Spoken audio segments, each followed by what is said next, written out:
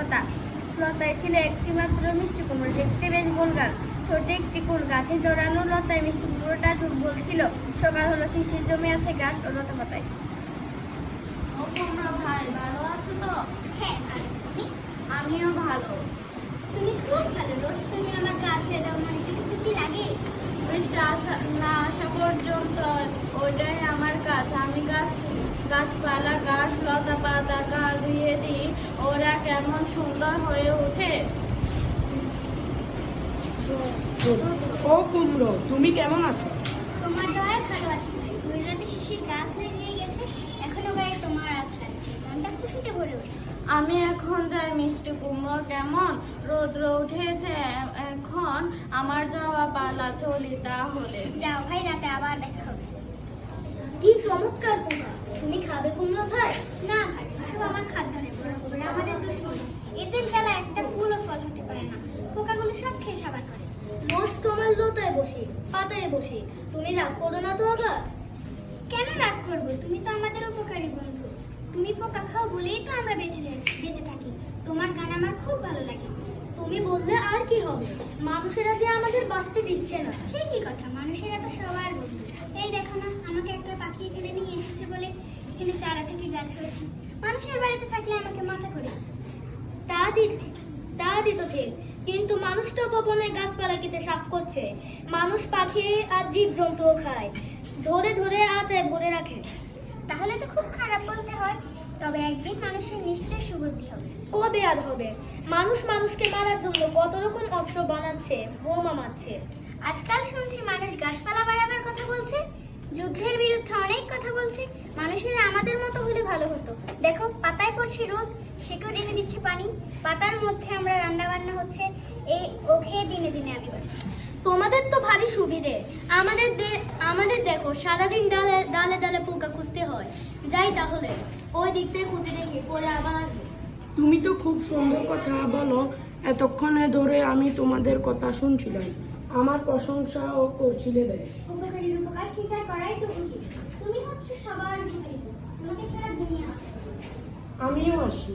ওই সূর্য থেকে, সূর্য না থাকলে আমাকে পেতে না, সূর্য না থাকলে পৃথিবী নামের এই গ্রহটা থাকতো না। শুধু গ্রহ নয়, আমাদের উপগ্রহ ও সূর্যের জন্য বেঁচে আছে। চাঁদের আলো আমার খুব ভালো লাগে। আমাকে তোমার কেমন লাগে? তুমি যখন আমাকে ছুঁয়ে যাও তখন তোমার জন্যই তো ফুল থেকে ফলে পরাগ যায়, তাতে ফুল থেকে ফল হয়। ভ্রমররা আর মৌমাছিরাও এই কাজে সাহায্য করে। টুনটুনি পাখিও ফুল থেকে ফলে পরাগ নিয়ে যায়।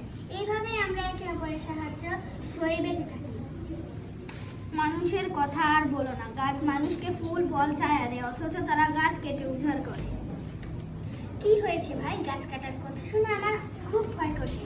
বনের ভেতর কে যেন চাষ করার জন্য গাছপালা কেটে জমি করছে, তারপর সেই ঢালপালা পোড়ানোর জন্য আগুন দিয়েছে, আর সেই আগুন চারদিকে ছড়িয়ে পড়েছে। সে এক ভীষণ কাণ্ড। তারপর এখন বৈশাখ মাস, পাতা ঢালপালা সব শুকিয়ে গেছে, কোথা থেকে হাওয়ায় এসে ঢুকেছে, তাও গল করে জ্বলছে সব। এখন উপায়? আগুন এখানে আসবে না তো? ওই দেখো, টিয়ে, ফিঙ্গেদার, কাক, বানর, ভালুক সবাই মিলে ছোটাছুটি চেঁচামেচি করে বন তোলপাড় করে তুলেছে। চেঁচামেচিতে মানুষ ছুটে এসে আগুন নেভাচ্ছে। মানুষই আগুন দিয়েছে, আবার মানুষই ছুটে এসে আগুন নেভাতে। আমি বুঝি না মানুষ কেন এমন করে। তাহলে তো অনেক পশু পাখি পুড়ে মরেছে, অনেক জ্যান্ত গাছপালা পুড়ে গেছে। তোমার টোনা কোথায়? আমি যেখানে একটুখানি উঁকি মারতে গিয়েছিলাম, টোনা বলল এদিকে এসে সকলকে সতর্ক করে। টোনা দয়েলের সেবা করছে, দয়েলের গায়ে নাকি একটু আঁচ লেগেছে। তোমরা ভাই খুব ভালো, একজনের বিপদে আরেকজনকে খবর দাও, খোঁজ খবর নিতে পারো। আর আমাদের গাছের সঙ্গে ঝুড়ি থেকে সাফ করতে হয়। আমি যাই, কাঠবিড়ালি বন্ধুদের খবর নিয়ে আসি।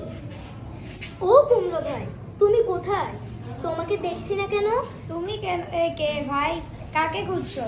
এখানে একটি মিষ্টি কুমড়ো গাছ ছিল, আর ছিল একটা সুন্দর কুমড়ো। ও, আমাদের মায়ের কথা বলছো?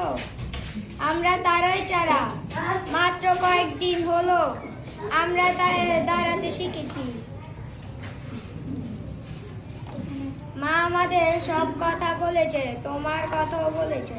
কি বলেছে? বলেছে তোমাকে মায়ের খবর দিতে। বনের পশু পাখিরা সেই আগুনের হাত থেকে বেঁচে গেছে কিনা জানারও খুব ইচ্ছে ছিল তার। সেই ভয়ানক আগুনের কথা আর মনে করতে চাই না। দুঃখ কষ্টের কথা যত ভুলে থাকা যায় ততই ভালো। তার চেয়ে আমি তোমাদের গান শোনাই। হাওয়ায় হাওয়ায় তোমরা নাচতে শুরু করো আর আমি গানের সুর করি।